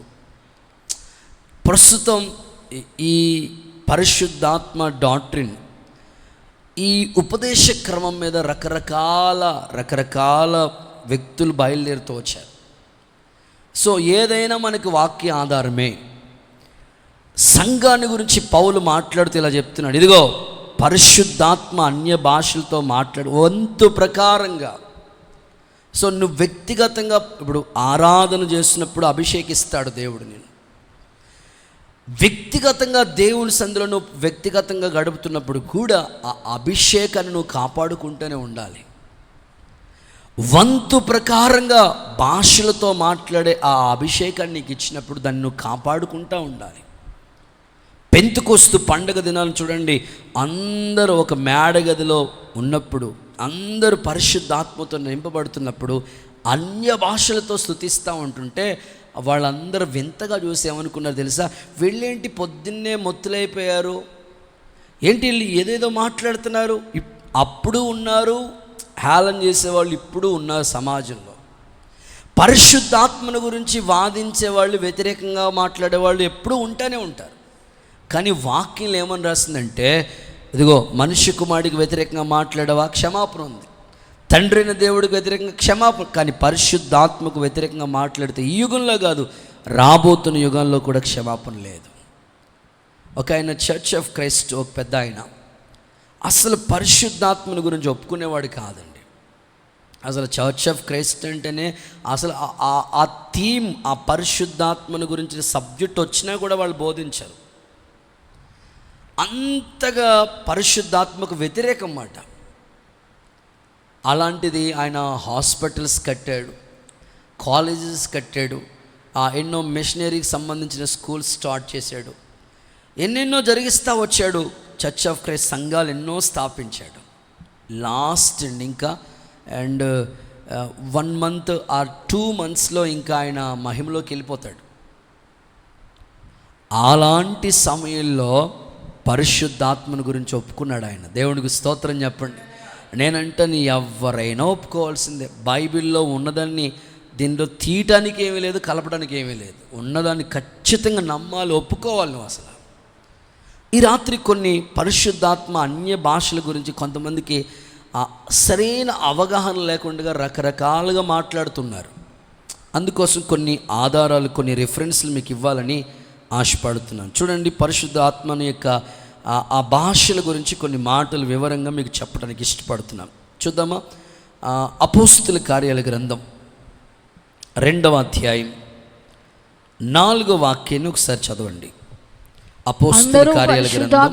నిండిన వారై అందరా కొందరా మాట్లాడాలి. మరి ఇప్పుడు భాషలు కొంతమందికి పెంతుకొస్తేలకేనా మాట్లాడలేదండి మీరు? అందరూ అది ఏ డినామినేషన్లు అనేవి మనుషులు పెట్టుకున్నారు. వాక్యం అందరికీ సమానమే. వాక్యం ఎవరైనా గౌరవించవలసింది, వాక్యాన్ని ఎవరైనా పాటించవలసింది. అందరూ వాళ్ళ డినామినేషన్లు, ఇప్పుడు మెథడిస్ట్ చర్చ్ అని కొంతమంది, లూథరన్ చర్చ్ అని కొంతమంది, ఆర్సిఎం చర్చ్ అని కొంతమంది, పెంతెకోస్ట్ చర్చ్ అని కొంతమంది, ఇలాగా ఫెలోషిప్ చర్చ్ అని రకరకాలుగా మనుషులు పెట్టుకున్నారు ఇవి. కానీ వాక్యం అందరికి ఒకటే. కొంతమంది ఏమనుకుంటే అది పెంకు మతం అండి బాబు, వాళ్ళు ఎగురుతూ ఉంటారండి తెలియక. ఇక్కడ బైబిల్ ఏముంటుందంటే అందరూ పరిశుద్ధాత్మతో నింపబడిన వారై. చదవండి అక్క. పరిశుద్ధాత్మతో నిండిన వారై, ఆత్మ వారికి వాక్శక్తిని అనుగ్రహించిన కొలది అన్య భాషలతో మాట్లాడుతూ వచ్చారు. యోవేలు ప్రవచన గ్రంథంలో కూడా చూద్దాం ఒకసారి. యోవేలు ప్రవచన గ్రంథం 2వ అధ్యాయంలో చూడండి, ఈ మాట కూడా మరలా మనం సేమ్ అలాగే కనబడుతుంటుంది. 28వ వచనం చూడండి. నేను సర్వజనులందరి మీద నా ఆత్మను కుమ్మరిస్తాను. నీ కుమారులు నీ కుమార్తెలు ప్రవచనం చెప్తారు. మీ ముసలి వారి కలలు కందురు. ఓకే. మీ యవ్వనులు దర్శనములు చూస్తారు. ఆ దినములో నేను పనివారి మీద పనికత్తుల మీద ఆత్మను కుమ్మరిస్తాను. మరలా అపోస్తుల కార్యంలోకి రండి. ఇదే ప్రవచనం యోవేలు చెప్పిన ప్రవచనమే అపోస్తులు వాళ్ళు ప్రార్థించినప్పుడు ఆ మాటలు చెప్తూ పలుకుతూ వచ్చారు. అపోస్తుల కార్యాల గ్రంథం 2వ అధ్యాయంలోకి వస్తే 17వ వాక్యం కూడా చూద్దాం. నేను మనుషులందరి మీద కొందరి మీద అందరి మీద అందరికీ కావాలి ఆత్మదేవుడు. మీ కుమారులను మీ కుమార్తెలను సేమ్ అదే ప్రవచనం అపోస్తుల కార్యాలలో చెప్తున్నాడు. యోవేల్లో చెప్పిన ప్రవచనం ఇక్కడ మాట అందరి మీద కుమ్మరిస్తాను. దర్శనాలు చూస్తారు, వృద్ధులు కలలుగంటారు. యేసయ్య అలాగ అనేకుల హృదయాల్ని వెలిగించునుగాక. ఒకసారి అందరు గట్టిగా ఆమేనని చెప్తారా? ఇస్కియా ఫ్రాన్సిస్ గారు అని గొప్ప దైవజనుడు ఉన్నాడు. ఆయన చెన్నై తమిళన్. ఇస్కియా ఫ్రాన్సిస్ గారు అని మీరు ఆ పేరు వినే ఉంటారు. ఒకవేళ మీరు వినకపోతే చెప్తున్నాను కాబట్టి మీరు వినండి. ఇస్కియా ఫ్రాన్సిస్ గారు మంచి గొప్ప దైవజనుడు. ఆయన ఎక్కువ ఆయన తమిళ్లోనే వాక్యం చెప్తూ ఉంటాడు అన్నమాట.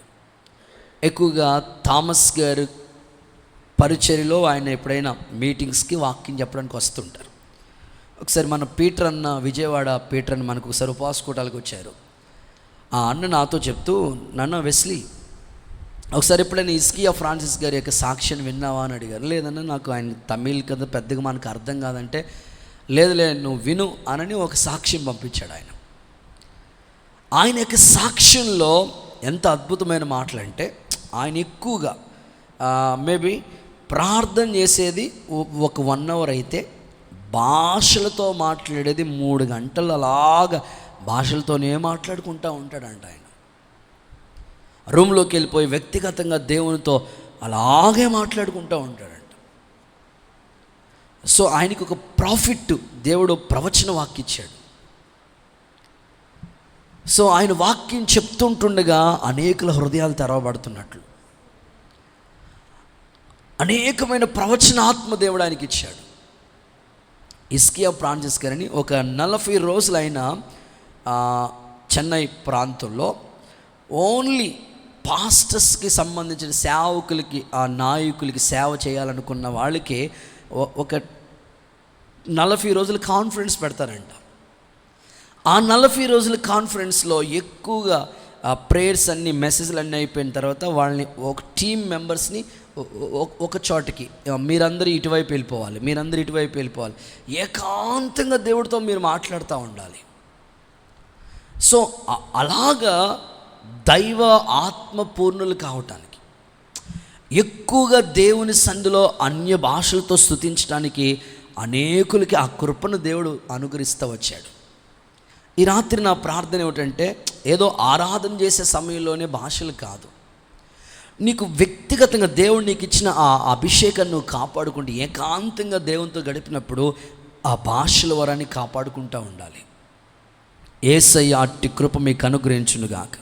కొంతమంది ఈ పరిశుద్ధాత్మల గురించి రకరకాల డౌట్స్తో ఉన్నారు. ఏమంటారంటే, కొంతమంది ఏమంటారంటే, బైబిల్లోంచి మీకు ఇవన్నీ మీకు వాక్య ఆధారాలతో చెప్తాను. ఒకసారి చూడండి, వాళ్ళు అనే మాట ఏంటంటే, చాలామంది కొన్ని సంఘాలు పరిశుద్ధాత్మ గురించి ఇలా మాట్లాడుతుంటారు. ఏమని అంటారంటే, అపోస్తుల కార్యాల గ్రంథం 2వ అధ్యాయం 38వ వాక్యం చూడండి. వాళ్ళు ఏమంటారంటే పరిశుద్ధాత్మ గురించి, పేతురు మీరు మారుమనసు పొంది పాప క్షమాపణ నిమిత్తం ప్రతివాడు యేసుక్రీస్తు నామమున బాప్తిసం పొందండి, అప్పుడు మీరు పరిశుద్ధాత్మ అనువరం పొందుదు. ఆ బాప్తిసం పొందినప్పుడే పరిశుద్ధాత్మ వరం వచ్చేసింది. మరలా పరిశుద్ధాత్మ కోసం కనిపెట్టక్కర్లేదు, మరలా ప్రార్థన చేయక్కర్లేదు, మరలా ఉపవాసాలు ఉండక్కర్లేదు, ఇలా అంటారు. బైబిల్లో దేవుడు పేతురు ద్వారా మాట్లాడుతున్నారు, ఇదిగో మారు మనసు పొందండి, బాప్తిసం తీసుకోండి, ఆ తర్వాత పరిశుద్ధాత్మ వరాన్ని పొందుతారు మీరు. వరం దేవుని దగ్గర నుంచి పొందుకోవాలంటే ఖచ్చితంగా మనం ఇక్కడ దాకా వచ్చి ఆగిపోతున్నారు చాలామంది, నెక్స్ట్ స్టెప్లోకి వెళ్ళలేదు. ఈ వాక్యాన్ని పరిశుద్ధాత్మ ఎప్పుడో కుమ్మరించబడింది, ఇప్పుడు లేదు, అప్పుడెప్పుడో కుమ్మరించబడింది. ఇప్పుడు వాళ్ళు అంటారు కదా, పరిశుద్ధాత్మ కుమ్మరించబడిందని వాళ్ళు ఒప్పుకుంటున్నారు. పెంతుకొస్తు పండగ దినాన కుమ్మరించబడిందని ఒప్పుకున్నారు, అక్కడి వరకు బాగానే ఉంది. మరి పరిశుద్ధాత్మ ఆగిపోయింది, పరిశుద్ధాత్మ అక్కడితో ఆగిపోయింది అంటానికి ఆధారాలు వాక్యం కూడా చెప్పాలి కదా. వాళ్ళు పరిశుద్ధాత్మ కుమ్మరించబడింది అని చదువుతున్నారు, అక్కడితో ఆగిపోతే ఎట్లా? నిన్న నేడు నిరంతరం దేవుడు ఏకరీతిగానే ఉన్నాడు. ఆత్మకార్యాలు ఎప్పుడూ జరుగుతూనే ఉంటాయి.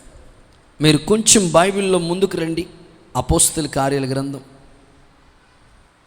19వ అధ్యాయంలోకి రండి.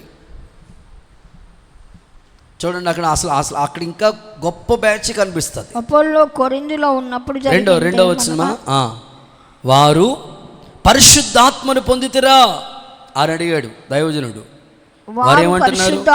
అసలు పరిశుద్ధాత్ముడు ఉన్నాడనే సంగతే మాకు తెలియదండి బాబా, అస్సలు తెలియదండి మాకు. అప్పుడు పౌలు గారు వాళ్ళకి బోధిస్తూ వచ్చాడు. 6వ వచనంలోకి రండి. తర్వాత పౌలు వారి మీద చేతులుంచగా పరిశుద్ధాత్మ వారి మీదకి వచ్చాను, అప్పుడు వారు భాషలతో మాట్లాడుటకు ప్రవచించుటకు మొదలుపెట్టి. చూసారా, అన్ని ఆధారాలు ఉన్నాయి. ఇంకా చాలామందికి తెలియక రకరకాలుగా వాదిస్తూ ఉన్నారు. ఓకే, ఇంకొక రిఫరెన్స్ కూడా మీకు అన్ని రిఫరెన్స్లతో ఆధారాలతో ఇస్తాను. 8వ అధ్యాయంలోకి రండి, 15-16 వాక్యాలు నోట్ చేసుకోవచ్చు మీరు. ఈ మాటలన్నీ మీకు డౌట్స్ ఉంటాయి. అంతకు ముందు అపోస్తుల కార్యాల గ్రంథం 8వ అధ్యాయం 15-16 వాక్యాలు.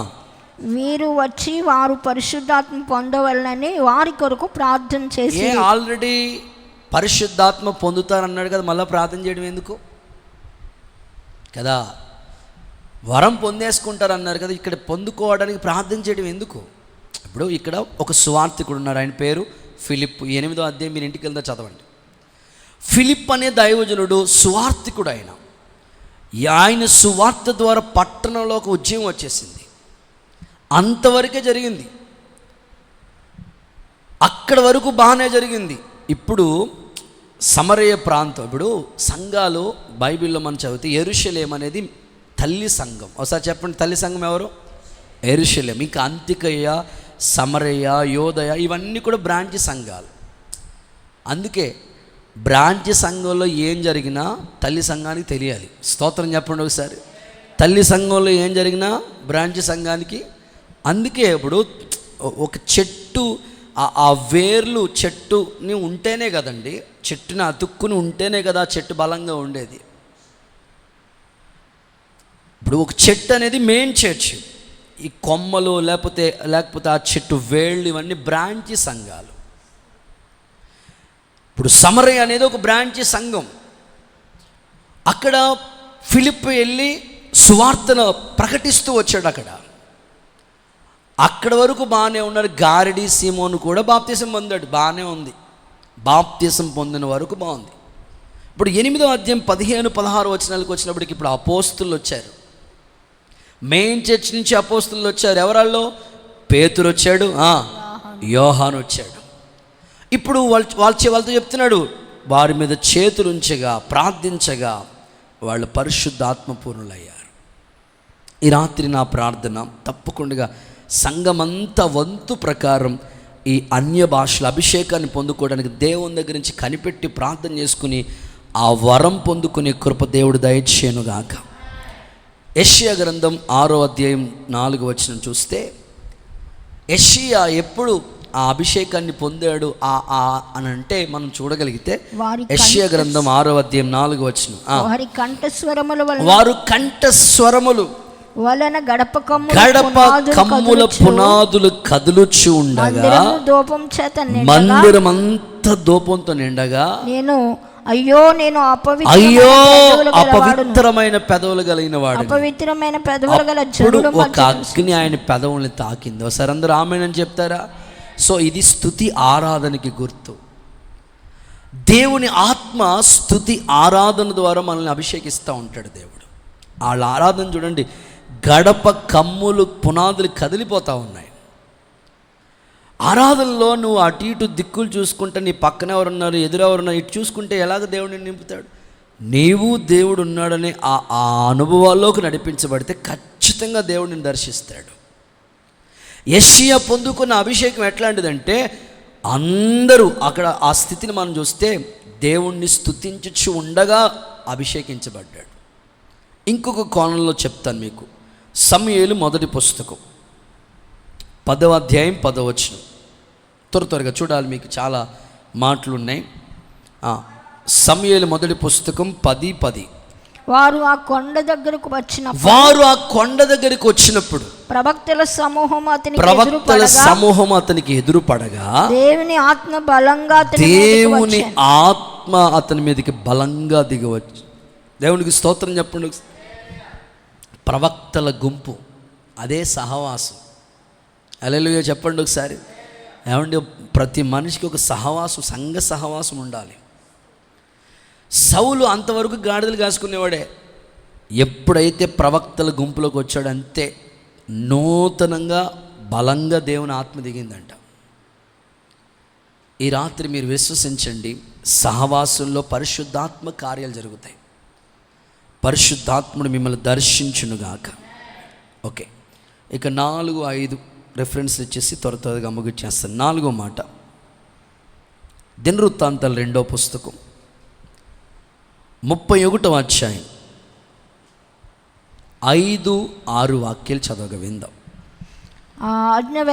దినవృత్తాంతాల 2వ పుస్తకం 31వ అధ్యాయం 5-6 వాక్యాలు. ఆజ్ఞ వెల్లడి అగుట చూడనే ఇశ్రాయేలు ప్రజఫలములైన ధాన్య ద్రాక్ష రసములను, నూనెను, తేనెను, సస్య ఫలములు విస్తారముగా తీసుకుని వచ్చిరి. ఓకే, సమస్తమైన వాటిలో నుండి 10వ వంతులను విస్తారముగా తీసుకొని వచ్చారు. యోధా పట్టణంలో కాపురమున్న ఇశ్రాయేలు వారును ఓకే యోధా వారును ఎద్దులలోను గొర్రెల్లోను 10వ వంతు తమ దేవుడైన యెహోవా ప్రతిష్ఠించి కుప్పలుగా కూర్చి ఆడ పడేశారంట. దేవుడికి స్తోత్రం చెప్పండి ఒకసారి.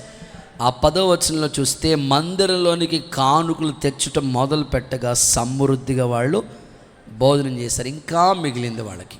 ఓకే, 4వది 10వ వంతు అనండి ఒకసారి మీ నోటితో.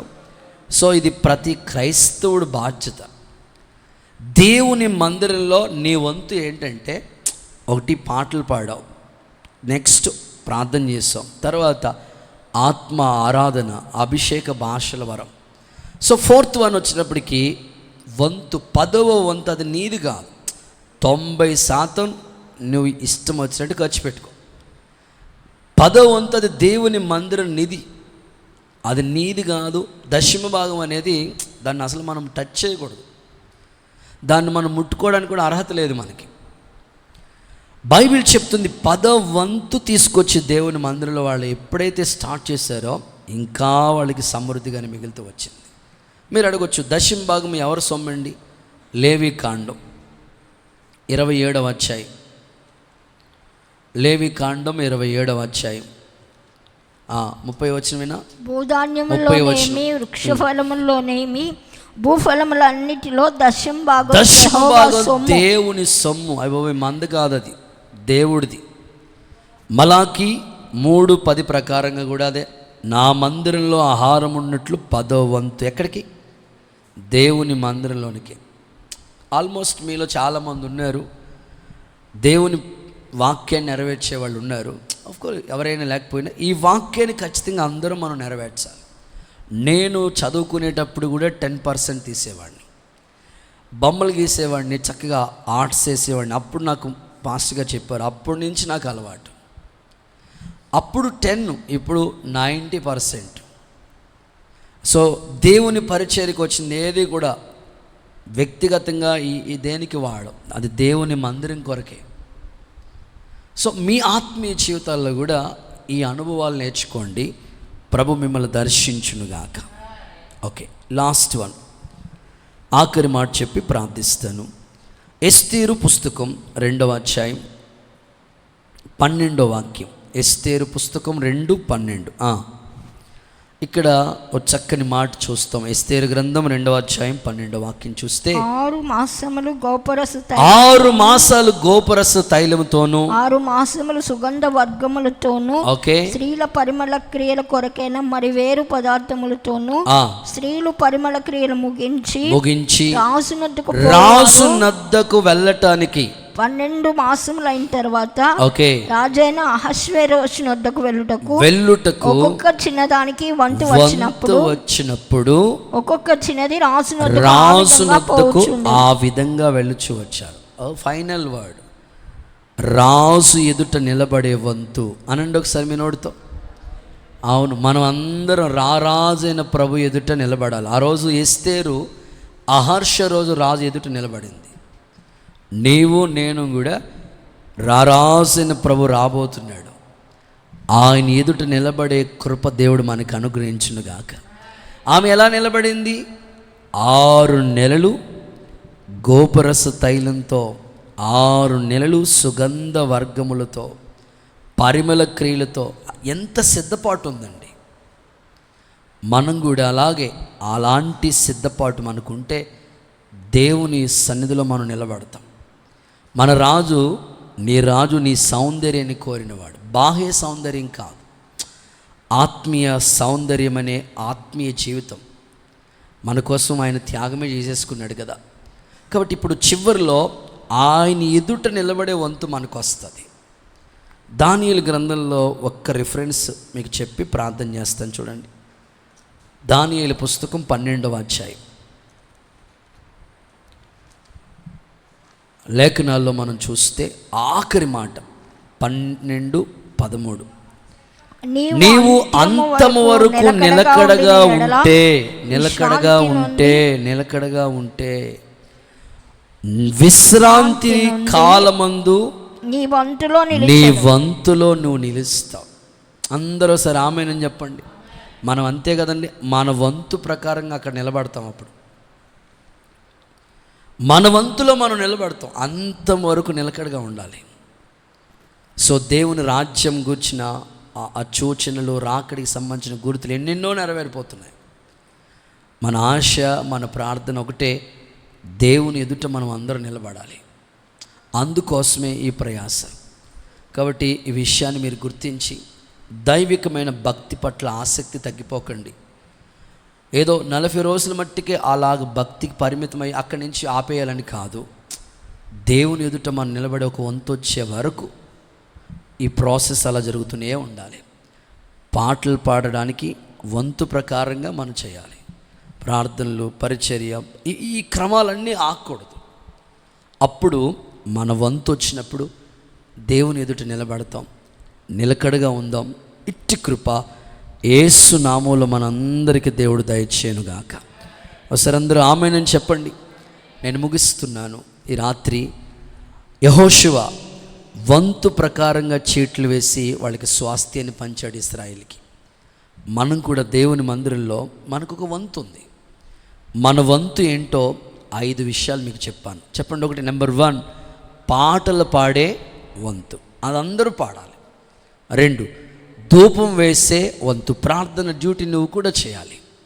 సో 3వదిగా భాషలతో మాట్లాడే వంతు, అంటే ఆరాధన క్రమం. సో 4వదిగా ఖచ్చితంగా 10వ వంతు అది నీది కాదు, దేవుని మందిరంలో సమర్పించు. సో ఆఖరిగా రాజు ఎదుట నిలబడే వంతు మనకు వస్తుంది. ఆ వంతులో మనం నిలబడాలంటే అంతం వరకు నిలకడగా ఉండాలి. అలాంటి కృప యేసునాథుడు మనకు అనుగ్రహించునుగాక. అందరూ అలాగే మోకరించండి, ప్రార్థన చేసుకుందాం. ఈ రాత్రి మనకిచ్చిన ఈ వర్తమానం చిన్న సందేశం కొరకై 2 చేతులు చాపి ఆగకుండా కొద్ది నిమిషాలు విశ్వాసంతో అందరూ స్తోత్రాలు చెప్తారా ప్రభుకి? హల్లెలూయా, హల్లెలూయా. ప్రార్థన చేయండి, అందరూ అడగండి, ప్రభువా ఈ రాత్రి నా వంతు ఏంటో, నా బాధ్యత ఏంటో నువ్వు మాకు గుర్తు చేసినందుకు స్తోత్రం నాయనా. అంతము వరకు నిలకడగా ఉన్నవాడే నీ వంతులో నీవు ప్రవేశించదవు. హల్లెలూయా, హల్లెలూయా. నీ వంతు ఏంటి? నీ వంతు ఏంటి? ప్రభు చెప్పాడు కదా, పాటలు పాడే వంతు నీది. యేసయ్యా, మా ఇంట్లో ప్రతిరోజు నీతిమంతుల గుడారాల్లో రక్షణకు వచ్చిన సునాదం వినబడుతూ ఉండాలి ప్రభువా. పాటలు పాడడానికి ఆసక్తినివ్వండి నాయన. అలాగునే ప్రార్థన చేసే వంతు, సమూయేలు ప్రార్థించే వారిలో ఉన్నాడు. ఈ మందిరంలో నా వంతుగా నేను ప్రార్థిస్తాను ప్రభువా, ప్రతిరోజు ఈ వంతు ప్రకారంగా ప్రార్థించే కృపనివ్వండి. అలాగే పరిశుద్ధాత్మ అన్య భాషలతో నింపబడే కృపను కూడా నాకు ఇవ్వండి నాయన. 10వ వంతు కూడా అది దేవుని మందిరంలోనే సమర్పించుకుంటానయ్యా. ఇదిగో చివరిగా రాజు ఎదుట నిలబడే వంతు నీకు వస్తుంది. అప్పటి వరకు నువ్వు నిలకడగానే ఉండాలి. ప్రభు ఇచ్చిన సందేశం అంతటి కొరకు 2 చేతులెత్తి స్తోత్రం, స్తోత్రం అని చెప్పండి. అందరు గట్టిగా చెప్పండి, స్తోత్రం, స్తోత్రం. గట్టిగా చెప్పాలి అందరూ, స్తోత్ర. ఈ ప్రార్థనలో దేవుడు మాట్లాడిన ప్రతి మాటల కొరకు స్తోత్రం చెబుదాం.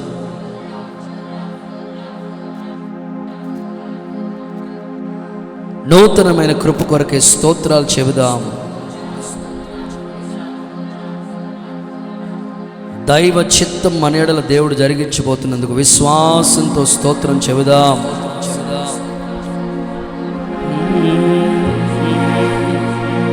నీ పరిచర్యను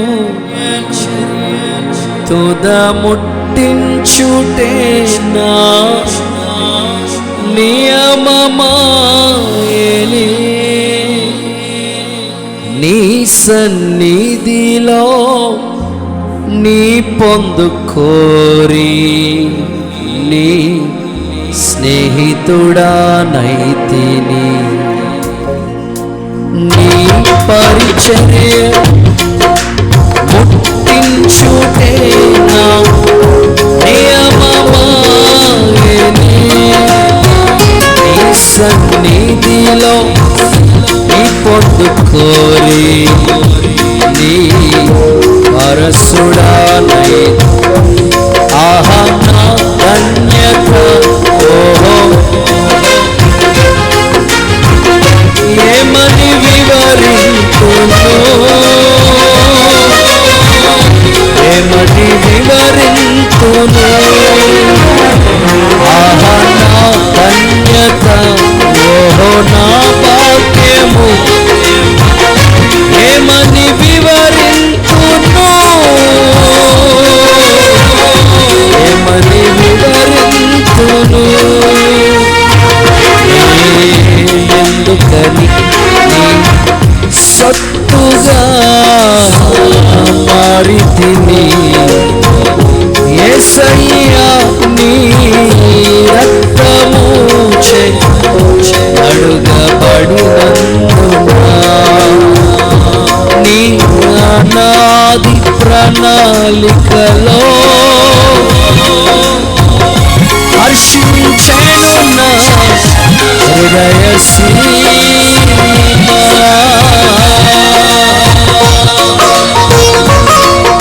నీ వంతులను నిలిచెను వంతు ప్రకారంగా నువ్వు నియమించబడాలి ప్రభువా నాకు నీ కృపనివ్వండి నాయన నా వంతు ప్రకారం నేను చేయాలి అది నా బాధ్యత నాయన నా బాధ్యత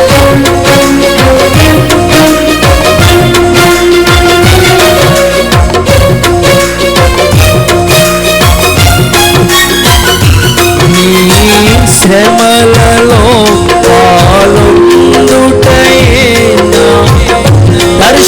దర్శనమాయనే నీ సనువందును శ్రమలు సహించే నీ వారసుడానైతిని నీ శ్రమలలో పాలుందుటైనా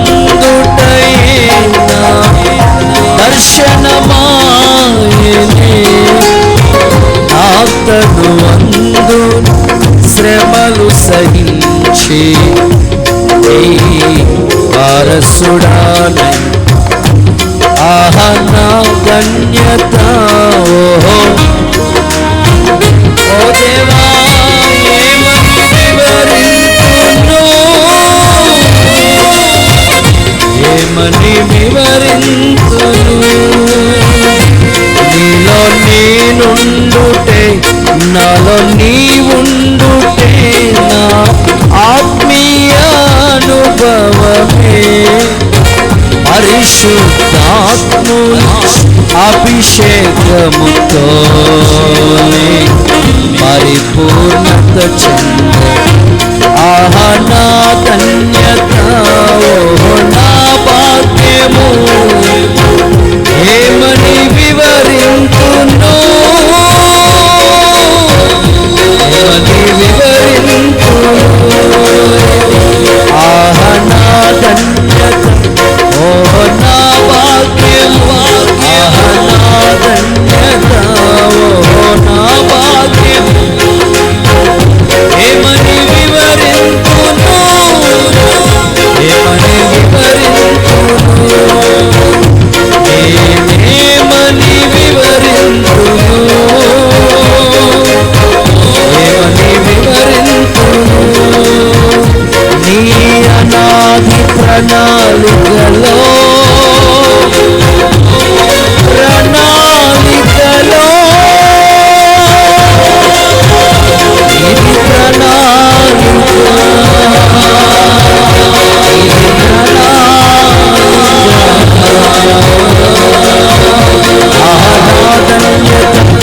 ఇది ఈ శ్రమంలో కూడా పాలు పంపులు పొందడానికి నాయన నా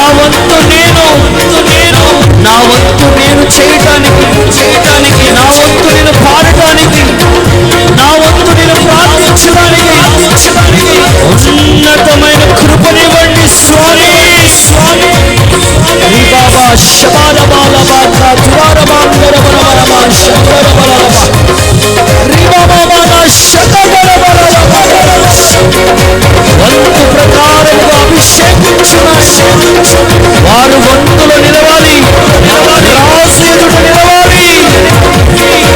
కృపనివ్వండి, కృపనివ్వండి.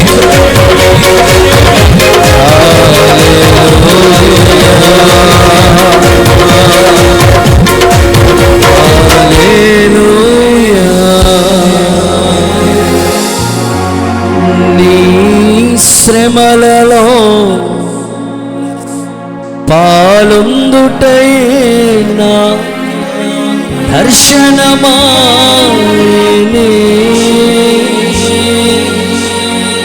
నా తను అందున శ్రమలు సహించేనే, వారసుడానై. ప్రభువా, మా వంతుగా మేమేం చేయాలో మీరు చెప్పిన ప్రతి మాట కొరకు స్తోత్రాలు చెల్లిద్దాం. హాస్పిటల్స్లో ఉన్న వాళ్ళని దేవుడు ముట్టి తాకి స్వస్థపరిచినట్లుగా స్తోత్రాలు చెల్లిద్దాం. రేపు ఉదయకాలం జరుగుతున్న ఆరాధనలు, సాయంకాల ఆరాధనలు, బ్రాంచ్ సంఘాల ఆరాధనల కొరకై స్తోత్రం చెల్లిద్దాం. ఈ రాత్రి ఎంతో ఆసక్తిగా వచ్చిన వాళ్ళు కూడా తిరిగి దీవెనలతో పొందినట్లుగా స్తోత్రాలు చెల్లిద్దాం. ప్రార్థన చేసుకుందాం. ప్రేమస్వరూపి జీవాధిపత్యనే నీ పరిశుద్ధ నామానికి వందనాలు, కృతజ్ఞతలు చెల్లిస్తున్నాం. ఈ సాయంకాల శుద్ధీకరణ ఉపవాస కోడికలో మీరు ఇంతవరకు నీ దాసుని నిలబెట్టుకుని వాక్యం ద్వారా మాట్లాడిన ప్రతి మాట కొరకు స్తోత్రం నాయన. అయ్యా, నీ వంతు ఏమిటని మీరు తెలియపరిచారు ప్రభువా, మీకు స్తోత్రాలు అయ్యా. అయ్యా, మేము పాటలు పాడే వంతులో ఉండాలని వాక్యం సెలవిస్తూ ఉంది నాయన. యేసు నామములో ప్రతి ఒక్క బిడ్డకి పాటలు మీరే నేర్పించండి అయ్యా. వారి నోటిలో స్తుతి ఉండినట్లు సహాయం చేయండి అయ్యా. పూర్ణ శక్తితో పాడే కృపను అనుగ్రహించండి తండ్రి. అలాగునే ప్రభువా, శత్రువులపై అయ్యా శత్రువులు హతం అవ్వాలి అంటే మేము పాటలు పాడాలని వాక్యం సెలవిస్తున్న రీతిగా ఆకాశ మండలమందున దురాత్మ సమూహాలు అయ్యా లయపరచబడినట్లుగా బిడ్డలు గలమెత్తి నేను స్తుతించడానికి కృప దయచేయండి ప్రభువా. అయ్యా, మీకు వందనాలు, స్తోత్రాలు చెల్లిస్తున్నాం నాయన. పాటల ద్వారా గొప్ప శక్తిని నీ బిడ్డలు అనుభవించడానికి సహాయం చేయండి అయ్యా. అలాగనే ప్రార్థన చేయవంతని వాక్యం ద్వారా మాట్లాడారు తండ్రి. ప్రతి ఒక్కరికి నాయన ధూపం వేసే అనుభవం నేర్పించండి అయ్యా. జకరియా వంతు వచ్చినప్పుడు ప్రార్థన సమయంలోకి వెళ్ళి అయ్యా ప్రార్థన చేసినట్లుగా వాక్యం ద్వారా మాట్లాడారు తండ్రి. నీ బిడ్డలందరికీ వారికి ఇచ్చిన వంతు ప్రకారము నీ మందిర ఆవరణంలోకి వచ్చి అయ్యా ప్రార్థన చేసే బిడ్డలుగా బలపరచండి దేవా. నీకు స్తోత్రాలు నాయన. అన్న 84 సంవత్సరాలు రేయింబగళ్ళు ఉపవాసాలతో ప్రార్థనలతో నీ మందిరంలో గడిపిందని వాక్యం ద్వారా హెచ్చరించారు ప్రభా. మీరు ఇచ్చిన మంచి సమయాన్ని ప్రతి ఒక్కరూ సద్వినియోగం చేసుకొని నీ మందిర ఆవరణంలోనికి వచ్చి ధూపం వేసే కృప దయచేయండి. అలాగనే భాషలతో మాట్లాడడానికి వంతు వచ్చిన అని వాక్యం ద్వారా మాట్లాడారు ప్రభా. ప్రతి ఒక్కరూ అన్య భాషలతో నింపబడాలయ్యా. సంఘంలో ఉన్న ప్రతి ఒక్కరిని మీరు దర్శించండి ప్రభా. అందరిపై పరిశుద్ధాత్మ అభిషేకాన్ని విడుదల చేయండి అయ్యా. అన్య భాషలతో నేను స్తుతించడానికి కృపనివ్వండి అయ్యా. మీరు మాకు పితరులకు వాగ్దానం చేసిన రీతిగా ఆది అపోస్తుల కాలం నాటి సంఘాల్లో ఎలాగున ప్రభా సంఘం అంతా కూడా పరిశుద్ధాత్మ పూర్ణులయ్యారు ప్రభా. అంచె దినములో మనుషులందరి మీద నా ఆత్మను కుమ్మరిస్తానన్నో, పని వారి మీద, దాసులండి మీద, కుమార్తెల మీద, కుమారుల మీద అభిషేకంతో అయ్యా ప్రవచిస్తారు, దర్శనాలు చూస్తారు, కలలు కంటారని సెలవిచ్చారు కదా ప్రభు. ఆ కృప యేసు నామములో సంఘ బిడ్డలందరికీ దయచేయండి నాయన. అలాగుననే ప్రభువా మీకు స్తోత్రం నాయన. 10వ వంతు చెల్లించాలని తెలియపరిచారయ్యా. నీ బిడ్డలకి మీరిచ్చిన ఆ కష్టార్జితంలో 10వ వంతు నీ మందిర ఆవరణంలోకి తీసుకొచ్చి నీకు శోధిస్తే నువ్వు ఆకాశవాకులు విప్పుతానని తెలియపరిచారు ప్రభా. అది మీ సొమ్ము నాయన. నిశ్చయంగా ఎవరు దొంగిలించకుండా దేవుని భయం కలిగి ఆ వంతు చెల్లించి ఉన్నత ఆశీర్వాదాలు చూడడానికి కృప దయచేయండి. అలాగుననే పరిశుద్ధాత్ముడా అయ్యా నీ రాకడ వచ్చినప్పుడు అంత్యంలో మేము అంతం వరకు నిలకడగా భక్తి చేసి నీ ఎదుట మేము నిలబడే వంతు వస్తుందని వాక్యం ద్వారా మాట్లాడారయ్యా. ఆ రోజు వచ్చేంత వరకు నిలకడమైన భక్తి చేసి అయ్యా నీ ఎదుట నిలబడే కృపను ప్రతి ఒక్కరికి దాయిచేయండి అయ్యా. అయ్యా విత్తబడిన వాక్కులు అందరి హృదయాలలో ఫలభరితంగా మార్చండి. వాక్యాన్ని హత్తుకొని అలాగున నీ బిడ్డలు వెంబడించాలి నాయన. యేసు నామమున ప్రతి ఒక్కరి జీవితంలో ఈ వాక్యం ఫలించినట్లు కృప దయచేయండి.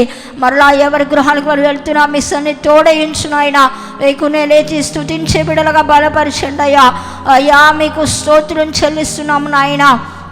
ఉదయకాలం జరిగే ప్రభు ఆరాధనల కొరకు ప్రతి ఒక్కరిని సిద్ధపరచండి. ఇక్కడ జరిగే 3 ఆరాధనలు, సండే స్కూల్ పరిచర్యలు, బ్రాంచి సంఘాల ఆరాధనలు, అయ్యా సండే స్కూల్ పరిచర్యలు, టీచర్స్, బ్రదర్స్ అందరినీ పరిచారకులను మీరే సిద్ధపరచండి ప్రభు.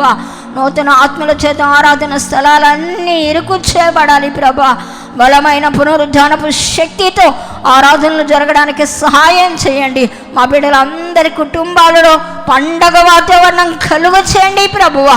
ఆదివారం వచ్చేసరికి బిడ్డల్లో ఆత్మలో రేపబడిన బిడ్డలుగా చేయండి అయ్యా.